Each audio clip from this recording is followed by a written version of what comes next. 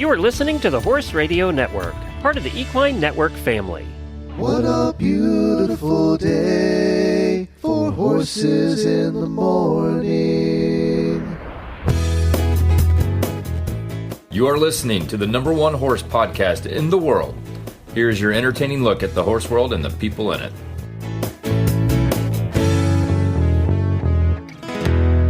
Hello, I'm Christy Landwehr. And I'm Sarah Honegger, and you are listening to the special monthly NRHA episode of Horses in the Morning on the Horse Radio Network this Thursday, September 14th. Good morning, Horse World.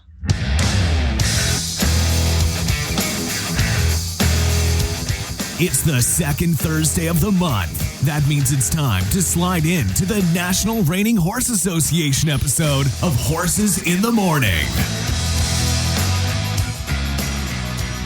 I could not believe all of the exciting things that have happened since the last show. One of them being the Run for $1 Million that happens each year in Las Vegas. Do you want to share a little bit more about what all that was about, Sarah? Sure. It was an awesome event. You know, we love going there. Obviously, it's a huge event for our riders. There's the $1 million event, which they have to either qualify for at the $100,000 shootout the previous year at the Run for $1 Million, or in Arizona at the specific qualifier for the event. So that's major for our riders to be able to compete for that huge chunk of money. The winner receives $500,000, so it's massive. However, there's also a lot of other great competition that goes on. There's a rookie shootout, a non-pro event, the $100,000 open shootout. And this year, for the first time, they had a youth reining. That was awesome. Oh my gosh, so much fun to watch. And, you know, we talked about the whole time how we just get to see and mingle with so many people that are brand new to reining, and we love that. I thought it was so much fun. And, you know, that South Point Arena, for those that are listening that have never been there, you can literally be in your hotel room and watch what's going on in the arena on their TV. It's fantastic. And they have so many things going on, and it's all connected. We had a huge storm while we were there. That hurricane came in, and you wouldn't even have known it except for a little bit of the pounding of the rain on the roof. We're all very much contained inside our hotel. It was crazy. That is so true. It was so much fun. And the winner of the Run for $1 Million itself this year was Jason Van Landingham on his horse Best Shine, owned by Bob Santagata. So that was so exciting for him. You could just really see the emotion at the end of that run. The arena went crazy. And Danny Tremblay won the reserve championship on Tinker with Dreams, who is owned by one of our corporate partners. And, you know, it was a really exciting event. I love hearing the crowd there. The crowd just goes crazy. And it's really fun because even the runs that don't score as high, that crowd is so involved and so behind those riders. So you really can just tell at those events how many new folks to reining there really are. It is so energetic. And I'll tell you, you know, I'm the corporate partner person for NRHA, so I would be remiss in not saying that I was kind of happy that, you know, the first place, Bob Santagata with Santa Hill as a corporate partner, and then second place, Danny, of course, is with Diamond Dub, who's also a corporate partner. So that was all very exciting too. There was just so many good things going on. Absolutely. Absolutely. Well, speaking of corporate partners, this next week you're doing some neat ranch tours. Is that right? Sure am. So I'm going to be going out and seeing, first of all, Prefert. Very excited to see Prefert.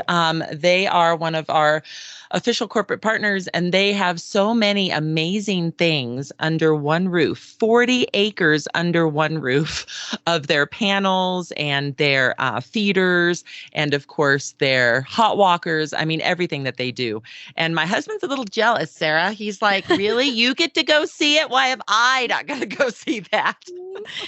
Yes, I have heard from other folks who have gone just how incredible it is. Like, you just can't simply imagine everything they have under one roof, but also they're just the nicest folks.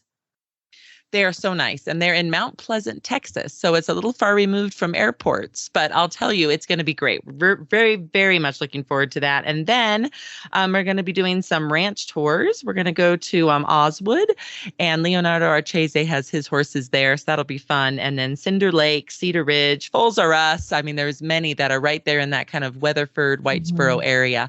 So really looking forward to seeing them in person at their ranches instead of always at just the shows. It'll be great. Oh, that'll be awesome. I need you to send me pictures of all the babies. Yes. Oh, looking forward to that for sure. So will do. And then this is exciting. Our affiliate regional championships are now underway. Sarah, do you want to explain a little bit more about what those are all about? Yeah, I would love to. They're an awesome piece of NRHA. It's really that grassroots level that we love so much. And there are 10 across North America. So we have 2 in Canada and 1 in Mexico. And they are a great way not only to just plug into your local reining community, but also they qualify you for our Adequan North American Affiliate Championships, which are in conjunction with our futurity. So riders can go and show at an affiliate regional championship as long as they are a member of an affiliate. And then if they score higher than a 0 there, then they can come and join us at the NAAC in November, December. And that's so exciting because there are shootouts, there's saddles for prizes. The prizes for those North American affiliate championships are just massive. And it's so fun to be there showing with the futurity. You know, we always call it our Super Bowl of reining. That to come and get to show at that same time and have your video be recognized on the Jumbotron. I mean, there's a bunch of really fun buzz and energy going on. So to be part of all that is just a blast. And the start of that are these affiliate regional championships. And, you know, we love to see the riders and horses that win these championships. We highlight them in our Reiner magazine.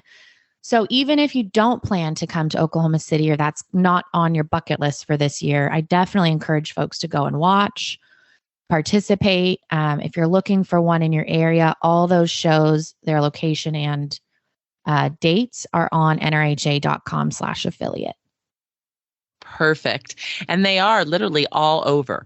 I mean, you might have one nearer to you than you think. So be able to go and see them and experience them. They're free and open to the public to come watch. So please come and do that. Very nice. Absolutely. Well, we're excited about the show today. Do you want to kind of share with everyone, Sarah, what we're going to launch into? Yeah, absolutely. So we have 2 awesome guests today. We have an NRHA Judge Hoot Bricker, who's from Pennsylvania, and an NRHA professional, Josiane Gauthier, who is in North Carolina. So, you know, really an East Coast episode here today. It is unusual. It is. So it's awesome. I love that. We're going to be talking about the nuances of the spin and how to train your horse one step at a time to achieve this. So we'll have some different perspectives, and I think it'll be a lot of fun. I am looking forward to it. We are so excited to have Ed Bricker, known as Hoot, on our show today. He has been a member of the NRHA since 1983 and is on the National Reining Horse Association Executive Committee and represents the Northeast because he lives in Pennsylvania. He has been a staunch supporter of local affiliates and has extensive committee experience, including serving as the chair of our NRHA Stewards Committee. He brings lots of experience as a longtime member, an NRHA judge, and a steward. Hi, Hoot. Welcome to the show. Hello, Christy and Sarah. How's everybody doing today? Great. Good. We're happy to have you with us. Well, it's an honor to be asked to come on here. I've listened to some of the episodes, and it's a great show. Well, thank you. We are so excited to just jump right in. But before we dive into our topic today, I would love to know, because I don't know, how Ed became Hoot. How did all that occur? Well, I can give you the colorful version, which I think is true, but that's, what do they say? When the legend becomes better than the truth, you go with the legend or the story. So my grandpa, my dad's dad gave me that nickname as I was very young, and I was born with a bad wheel. I was born with a bad foot, and I had a lot of operations on it and was always in a brace and whatnot. And I rode my pony and was always down around the barn and on the ponies. And I guess one of his favorite Western movie stars was Hoot Gibson. And thus he started calling me Hoot, and it has stuck because not many people call me Ed. I am now going to have to look that person up. I have not seen shows, I think, with Hoot Gibson. I'm going to have to look him up. Yeah, that was a long time ago, but yeah, that was pretty much how I believe I got the nickname. That's awesome. I was about 2 or 3, and it stuck. Like I said, not many people call me Ed. Everybody calls me Hoot. I remember when I first started working at NRHA, like 5 years ago now, and I asked someone where Ed Bricker was, and they truly did not know who I was talking about. And then that's awesome. They're like, "Oh, Hoot, duh." Just as long as the paychecks have the right name on it, that's the main thing. There you That's go. right. So, Hoot, walk us through how you decided to become an NRHA judge and steward. Well, when I joined, I believe the NRHA when I was 15. I went to the Congress in 1982 and seen the fraternity and watched a member of our Hall of Fame win the fraternity. And I had a 2-year-old and got interested in the reining, and that's what I wanted to do. And I joined in 1983, and I always read the rule book. I always felt that if you knew the rules, it helps the sport that you choose not easier, but more understandable. So I started reading the rule book, and then as time went on, I was showing a lot, and I always knew. And that was before the new judges system, because when did that start? In 1986 or 7. But at the beginning, they just called a score in. And I remember standing, we used to put a show on with Tri-State Reining Horse Association. It was called the Spectacular Slide-In. And we had it at Butch Cardell's in South Park, Pennsylvania. And we moved it to Allegheny Country Club in Swickley, Pennsylvania, and ended up in Lawrence County Fairgrounds. But you just stood next to the judge, and they gave you a score, and you called it in. And then when the new judging system took place, I always learned the penalties. So when you were showing, you sort of knew where you were at or how to look at your card and understand your score better. And I was young and always interested. And then my brother Donnie, who is in Texas now, but he left for the West Coast. And I had some 2-year-olds and that at home. And I thought, well, I'm not just going to ride and break these colts anymore. I got to start showing again. So I went to an applicant seminar in Buffalo, New York, just to learn the rules and go through the seminar on what the judges, were looking for, how we marked, how our system and our industry was going forward. And I went to the applicant seminar and I passed it. And I went to the Oklahoma City to take the test, and I passed that. And I was lucky enough to start judging some shows right away. And I really enjoy our system. I enjoy our committee, our industry. I feel we are the best judging there is in the world, because as we can see, a lot of associations have adopted ours and just becoming always more educated and working on making our system better and more consistent. And that was it. I just always had an interest, reading the book and learning. And then when I become a steward, I was at a recertifying to be a judge at the retest. And Karen McQuistionson, who had just taken the stewards program over and was revamping and doing everything. And she asked me if I would be interested in taking the steward's test. And I thought, well, I'm just sitting here. So I knew the book and I took the test and passed. And Karen and Ann Salmon asked me if I'd like to be more involved. And I got on the committee, and I was on the committee for a long time until I termed out. And I was the chair for, a few years, a couple terms, and worked on getting our program, which Karen had a great foundation, and worked on just making it more steady and consistent and getting good, the good people we have on our stewards list and our committee, everybody involved and moving forward. Hoot, I love that because, the rule book is everything for all the different breed shows, all the different discipline shows, and not everyone's good about reading it. So the fact that you were there and you wanted to read it at such a young age and that you followed the changes and the nuances of it, that's fantastic. Well, and I feel any sport you do, whether, you have children, you go to midget football, little league soccer, and you have the parents that want to stand and pick out all the problems, but never have a solution. And I think with our rule book, we have the solutions printed. And if people take the time to read it and understand our penalties and our maneuver evaluations, our maneuver descriptions, there's, I think our industry puts a lot out there for our owners, riders, trainers, everybody to learn and see what we are judging and how we are judging. That I think it's at our fingertips and everyone needs to take advantage of it. I agree. And education is key. And so on today's show, we're going to be educating those that are listening about how to judge the spin. And of course, the spin is a big part, right, of reining and what people kind of always think about, right, when it comes to reining, the big sliding stops and the spin. So tell us as a judge what you are looking for when you're judging that maneuver in a pattern. Well, again, I hate to be so old school, but I would like to just start out when, the first thing you're always running through your mind is to rein a horse is not only to guide him, but also to control his every movement. The best reined horse should be willingly guided or controlled with little or no apparent resistance, dictated to completely.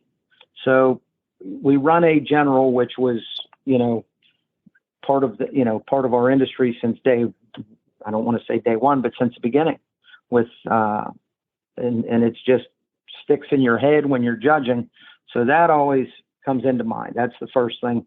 But there's different patterns, which we have pattern 6 and 8, which the horses walk in and spin. So on a walk-in pattern, that horse is walking in. You want to see it walking in, comfortably, movement coming, good movement coming in, just walking or jogging in and getting to the center. Now, the beginning of that spin would be pattern placement, which in the center, we give you a horse width, not we, the committee has decided there's a horse width each way. There's a center, a horse width, and a horse width in this, to be facing that middle judge. So the pattern placement is the beginning. So when the horse walks in, you like to see the horse walking in confident, the rider walking in, everything, because you are being judged from the moment you walk in.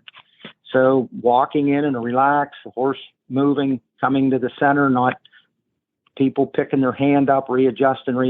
That's all put on the first maneuver or the first maneuver of your pattern, which on 6 and 8 would be walking in and spinning. So the horse walks to the center. Now, is he within our allowed part of being off center? Is he in the center?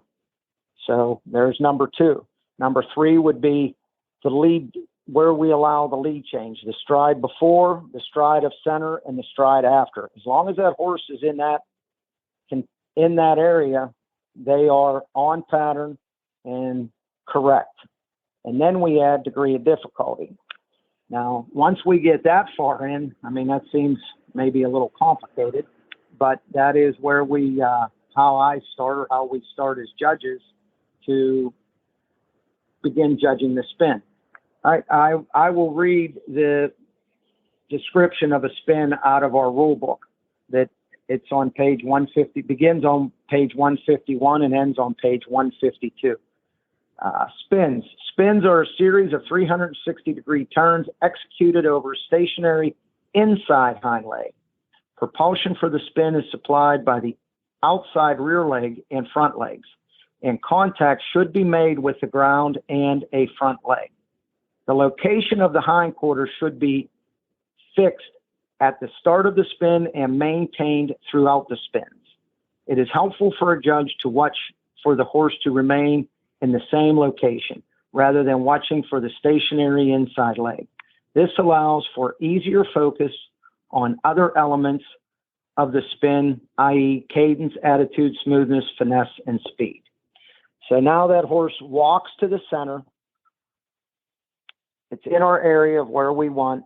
On a run-in pattern, it would run in, stop, back up to the center. Again, you want that horse in that box of what we allow, which is in the rule book, and it is back in the description. But now that horse is in the center of the pen where it is going to spin. So now the rider lets the horse settle. You like to see a relaxed horse, not walking forward, walking back, moving sideways, moving all around. That horse stands relaxed. Now they pick up and the horse gets off the outside rein, that inside leg. And again, it says, in an area. So you sort of look for it, as long as it's a 2x2 box, that inside leg is in a box, not wandering back and forth, and drives with the outside leg and the front legs, one leg always making contact. And we do 4 revolutions or 4 1/4, depending on which pattern you are doing in the rule book. So now you're looking for on pattern, correct, and degree of difficulty. So following that maneuver description, you want to see the horse crossing over up front, the outside leg driving, and that inside leg staying contained, in that 2x2 area with no wandering. And then we add in degree of difficulty. So as Sammy Hagar sang, I can't drive 55. Just because you're going fast, if you are not within that maneuver description and correct, credit cannot be given. There may be a deduction, and we are looking for on pattern, correct degree of difficulty. So we add all that in, and then as we judge it, as it was discussed in circles, there's 4 spins. So you could have maybe your horse sucks back a little bit at first spin or goes a little forward and then gets in. You have a -1/2 first turn or a 0 first turn. And then you can have 2 +1/2 turns and then a 0 turn.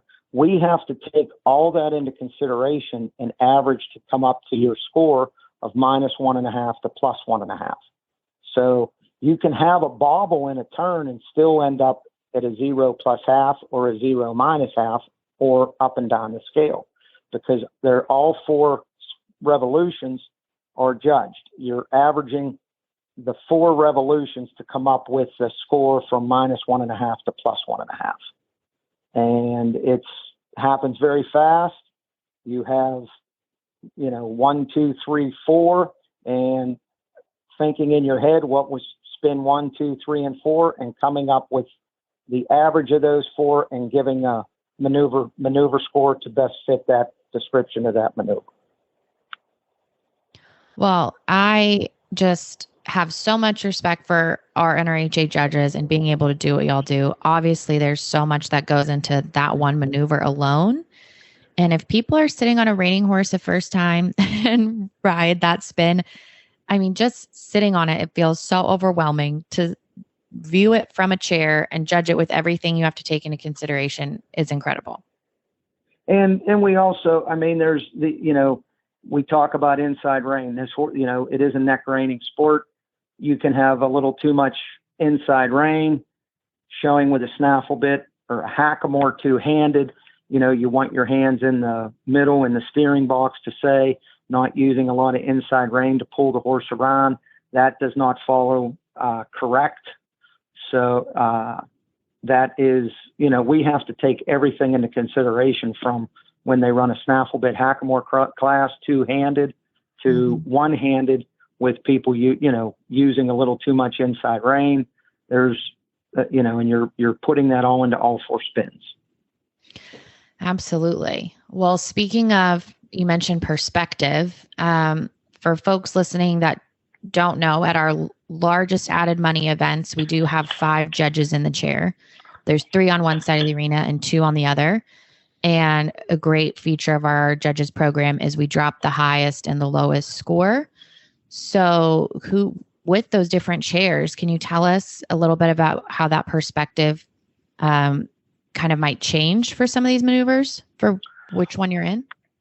Well, for the spins, if you're sitting on the backside, you don't get to see the horse's front end as well when they shut off. You don't get to see if the horse, how bad it throws its head, or that, you know, the actual, but you get to see that rear very good. If the hips kick, you know, a little bit or doesn't stand up balanced, you get to see that a little better from the rear.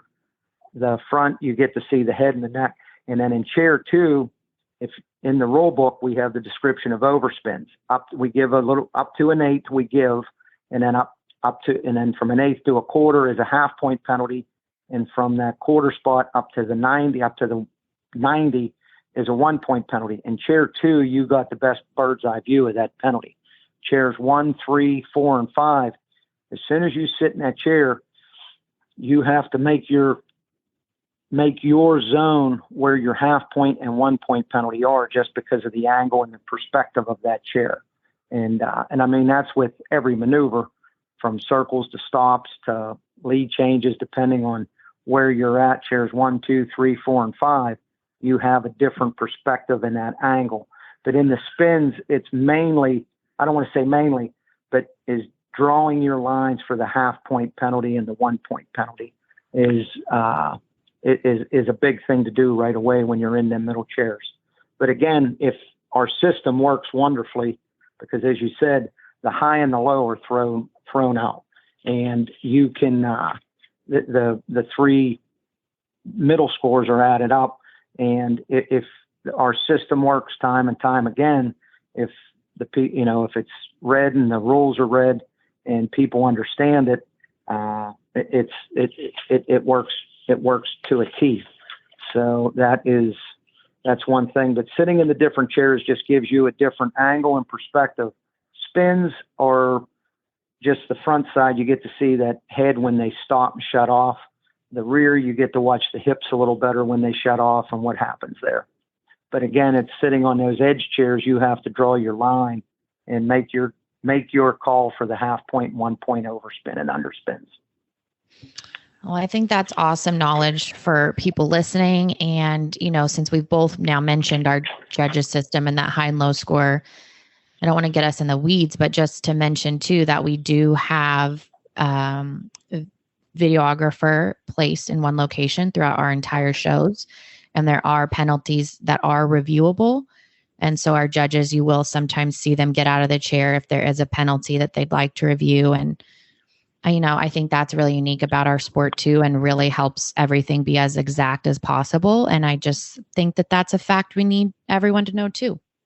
Right. In a one judge system, if there's a videographer and we feel every horse was videoed, we have that opportunity to review certain 2-point penalties, 5-point penalties, our major 5-point penalties, and our certain and all zeros. We get to review them, and our 2s and 5s that are reviewable are listed in the rule book, in the rules for judging. So you can see which ones are reviewable. But again, like you said, in a spin, the main is a freeze up. Overspins for a 0 and or a freeze up would be the reviewable in the spins.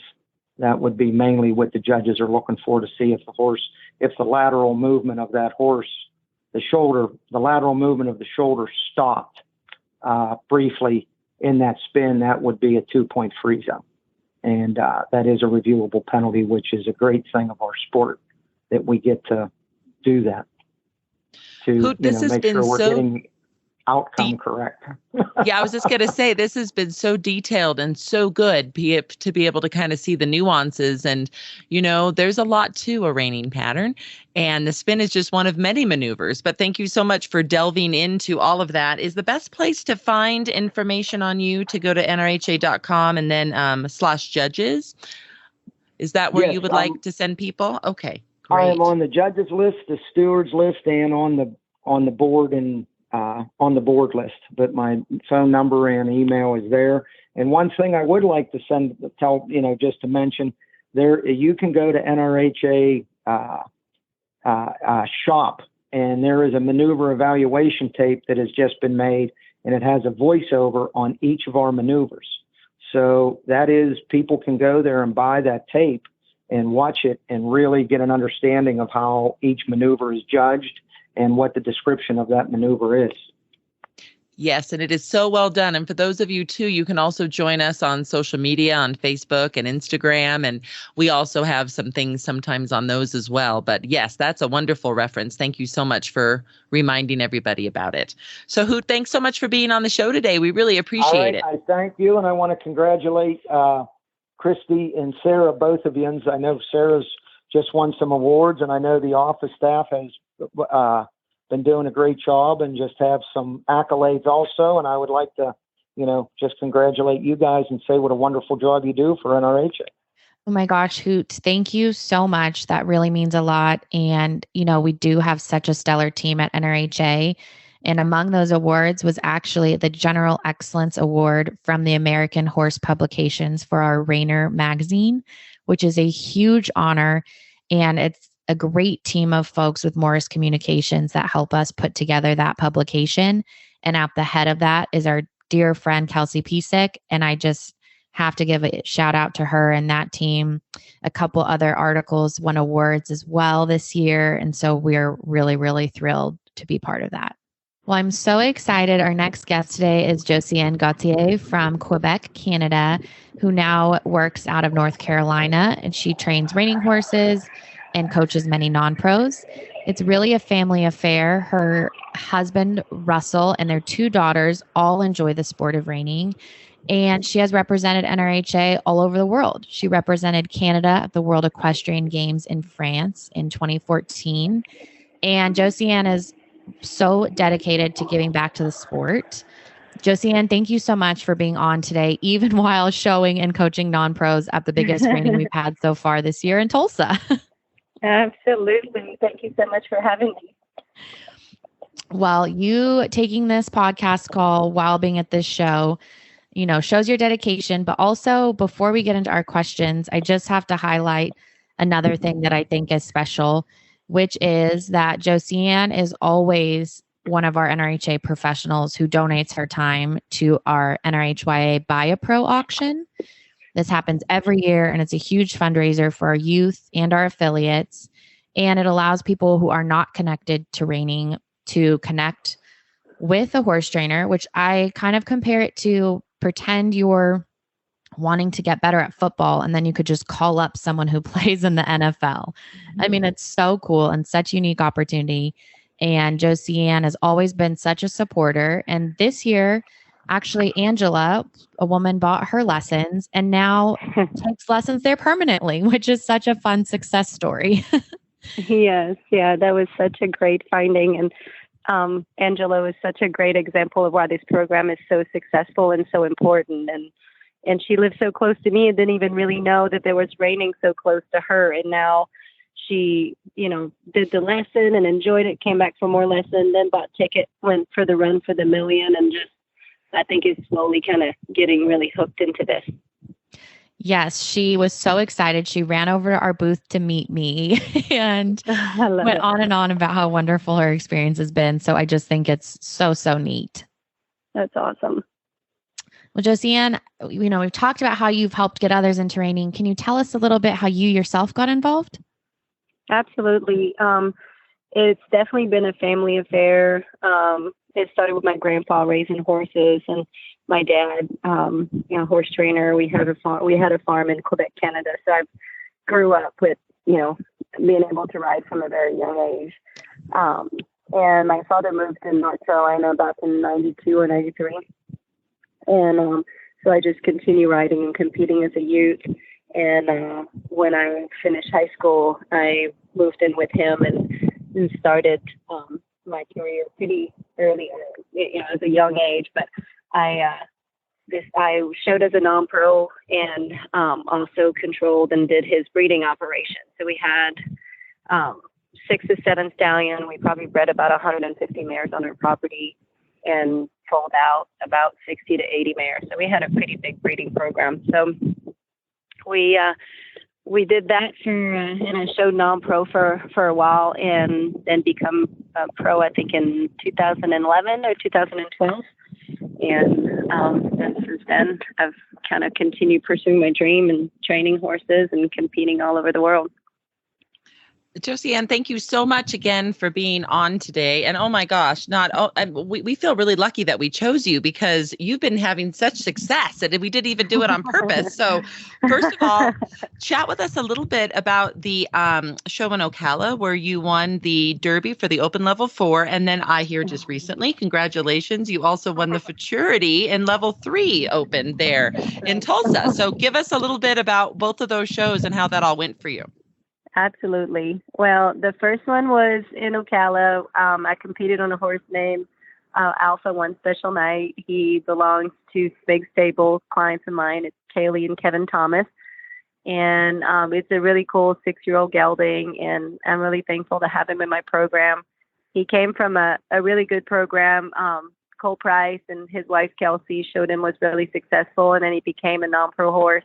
And when he came to me last year, it was more in the mindset to see where he was at in his life and put him on the market and find him a good place. And we just happened to really click. And that's when my client stepped in and bought him. And this year has just been a great year to kind of discover him a little bit and bring him back to life and kind of see, what he wants to do. And that run in Ocala was such a great win for us because it really was a full year of work where he put everything back together and really give everything that he had. And so it was cool for him to be able to showcase what he can do all together and do that in a big arena like in Ocala. So I was pretty tickled for everybody involved, and especially the clients who kind of, put their faith into us and the horse and took a leap and bought him. And so it's just been such a great journey, doing this for them and him and myself.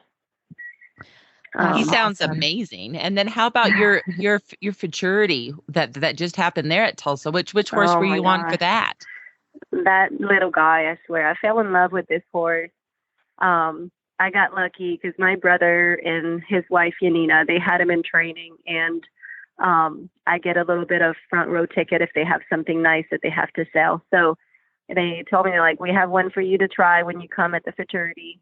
Because I always lay over in Texas for a week before we go to the big Futurity in November.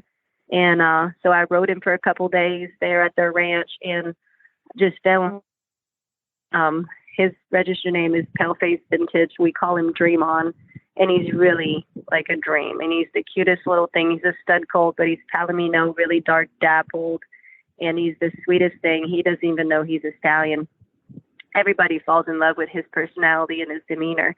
But so I tried him, fell in love with him, and I had a client that exactly what she wanted was an upcoming 3-year-old. And he was going to either be for her as a non-pro or for me if he was going to be good enough. And so it was really no pressure training him because he didn't have any major, huge agenda. It was, if, you want to be good enough, this is where you're going to be. But if you have, just a little bit more limited talent here and there, this is where you're going to fall. And he just continued blooming and getting better and better every day. And so he was great. And we did take him to Ocala too to kind of just get his feet wet. And it was good for him. I think it was a really big learning curve and needed at that show to, I think, as far as experience goes.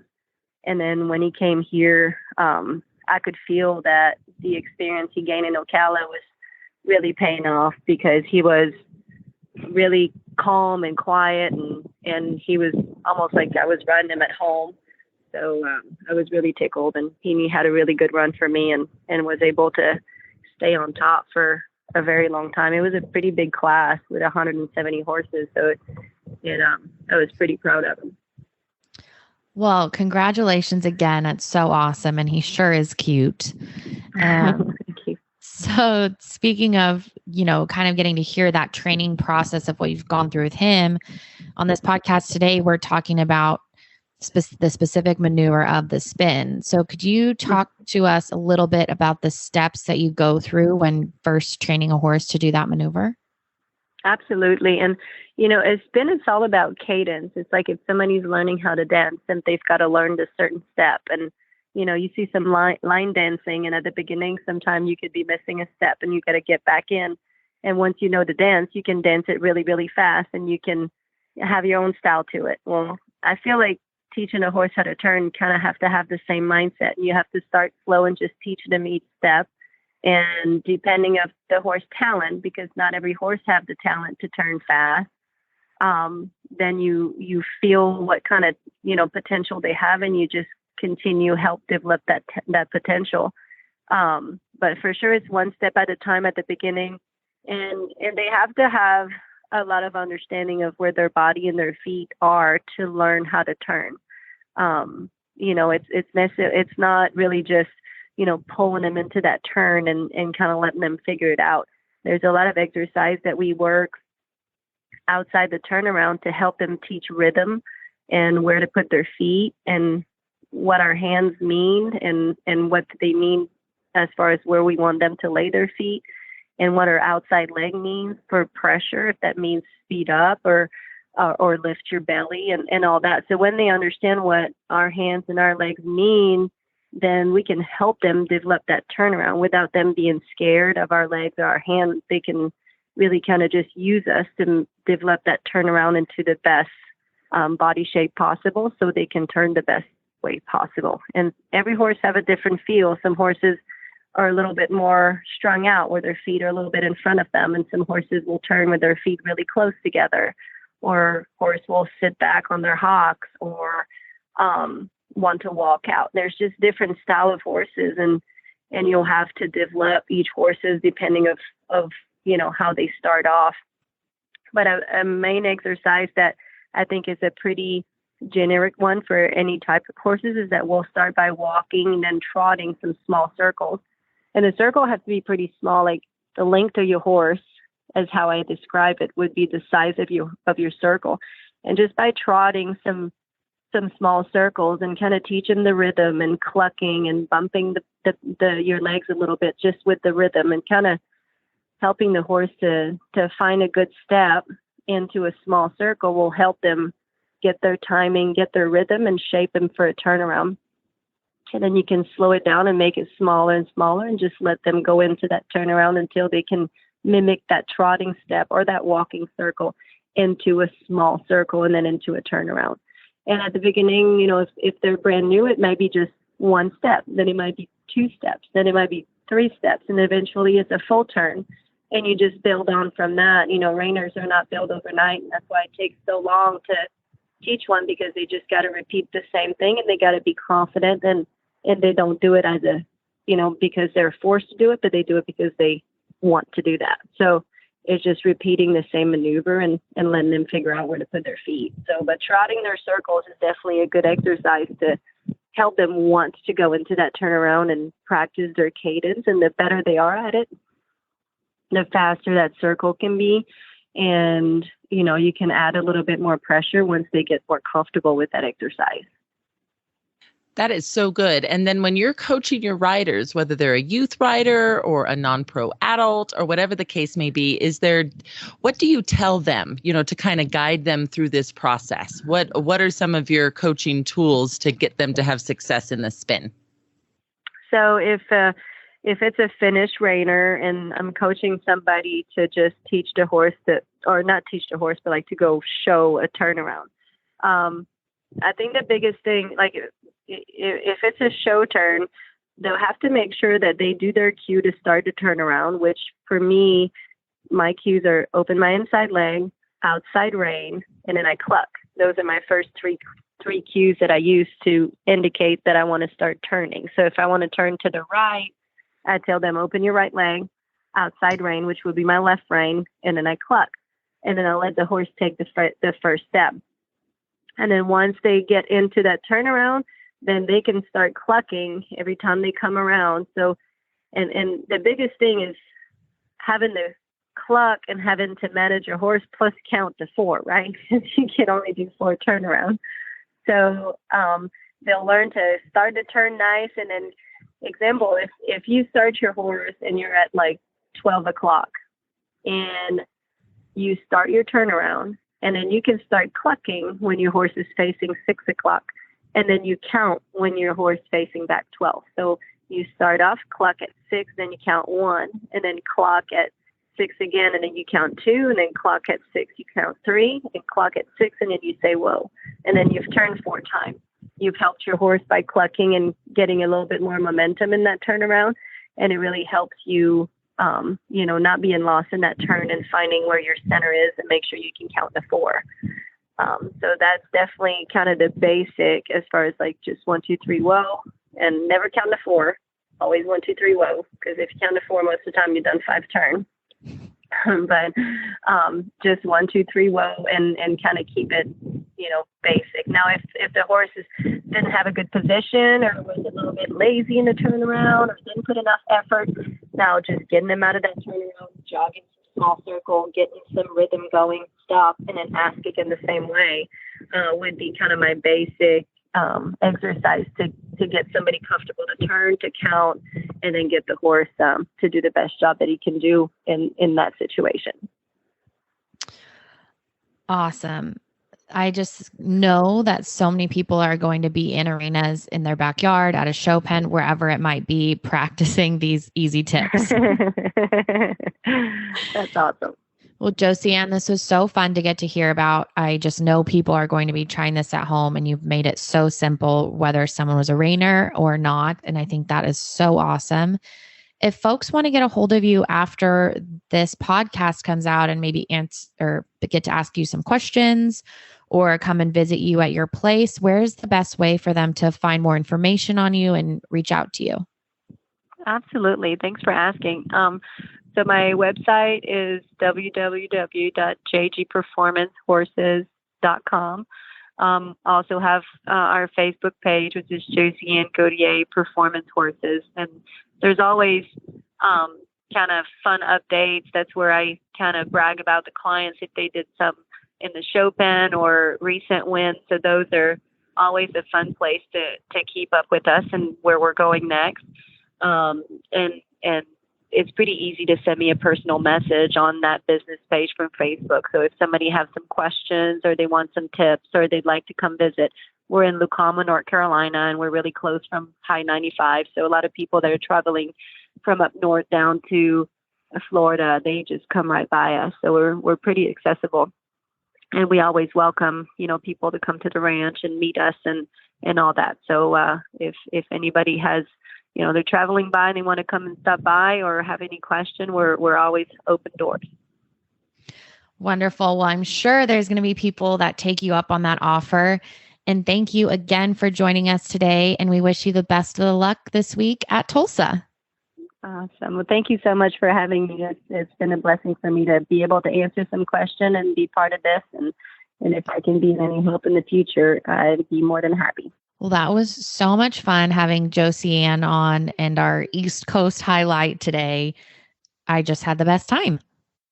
I did too. It was wonderful. And I'll tell you, the spin is something, from the turn on the haunch all the way to spitting, right? It's just an adventure to just kind of know and work with the horse and do what you need to do. And it's just so great, all these different resources and things for those of you listening to be able to reach out to and to be able to utilize to get your horses to all start doing it. Because boy, is it fun to ride. I literally, the first time I rode a reiner and I did the spin, I just giggled out loud.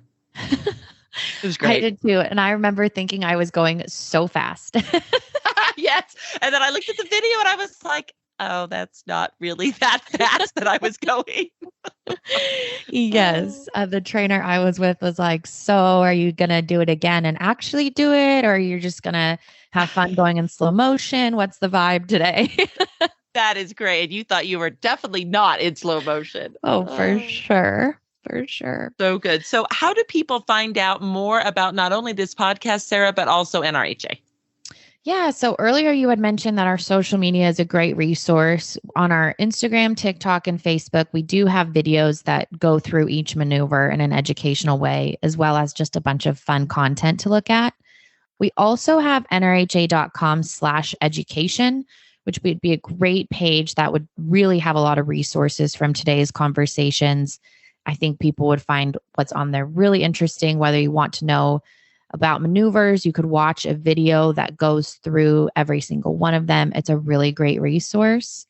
And we also have a fan newsletter. If people just kind of want to know about more events coming up or how to get involved with things, they could go to nrha.com/fan and sign up for that newsletter. And to find this podcast, Horses in the Morning, on the Horse Radio Network, you can just go ahead and download it from your favorite PlayStation on your, whether it's an Apple or whether it's an Android. Just go to your store and you can download it there.